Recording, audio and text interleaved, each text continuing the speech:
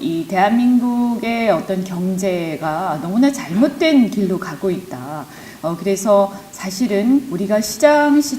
경제 하면 뭔가 굉장히 정글 같고 뭔가 굉장히 양극화를 부추기는 듯한 그런 잘못된 선입견을 가지고 있어서 그것을 잘못된 방식으로 극복하려고 하다 보니까 경제에 엄청난 부작용을 초래하고 있다라는 그런 문제의식 아래에 저희가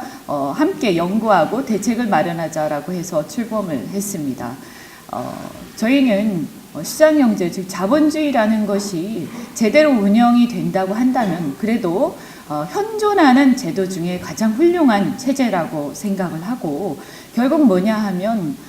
모두가 평등하게 기계적으로 살 수는 없는 것이기 때문에 그래도 가장 공정한 것은 실력에 따라 자원 배분이 되는 거라고 생각을 합니다. 그것이 바로 시장경제의 원리다 이렇게 생각하는데,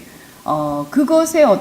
만약에 이제 낙오되는 사람들이 있었을 때, 또 재기해야 하는 사람들이 있었을 때 그 기회를 주는 것이 국가의 역할이고 그것은 사회 안전망이겠지만, 자칫 잘못해서 국가가 나서서 내가 시장에서 심판이 아니라 플레이어들을 오히려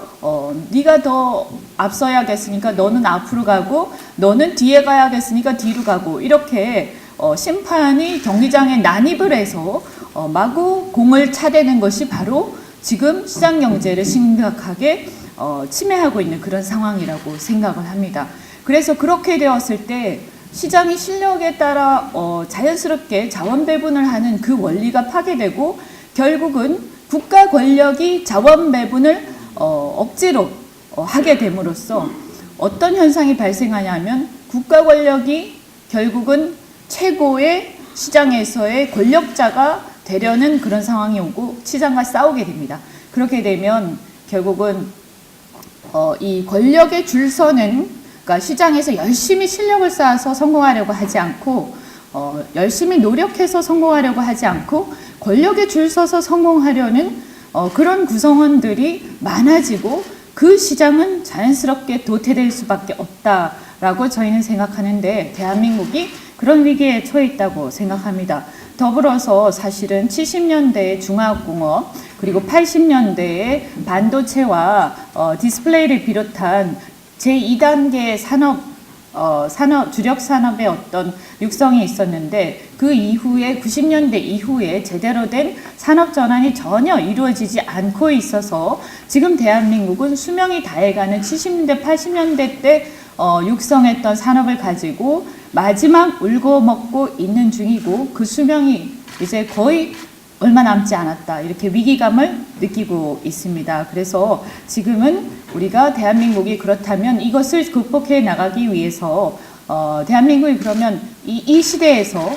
기술 강국으로서의 대한민국은 어떻게 되어야 할 것인가, 그리고 이 혁신이라는 것이 어떻게 되어야 하고, 이 소위 말해서 지금 정부의 소득주도 성장이 얼마나 원가 압박을 해서 혁신을 저해하고 있는가, 이런 것들에 대해서 고민도 해봐야 되고, 또 더불어서 우리 국가 전체가 어쩌면 혁신을 해야 되는 상황에 이르러 있지 않는가 하는 생각을 해보게 됩니다. 저희가 이 연대 모임에서 최근에 그래서 내년에는 어쨌든 간에 일단 버텨야 되는데, 내년에 이대로 만약에 최저임금이 11% 가까이 이렇게 인상이 되게 되면, 10% 넘게 인상이 되게 되면 많은 자영업자와 중소기업이 연쇄 몰락하는 끔찍한 비극이 닥칠 수 있기 때문에 내년에는 인상을 유보할 수밖에 없다라고 판단해서 저희가 최저임금에 관한 특별조치법을 공동 발의를 한 상태입니다. 아무쪼록 지금 현재도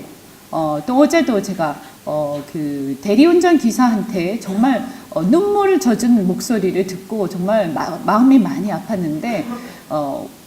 우리가 지금 이 토론을 하는 이 현재에도 바깥에서는 수많은 국민들이 먹고 사는 문제 때문에 고통에 몸부림친다라는 것을 우리가 잊지 말아야 한다고 생각합니다. 오늘 좋은 시간 되고 또 좋은 말씀 잘 부탁드립니다. 고맙습니다.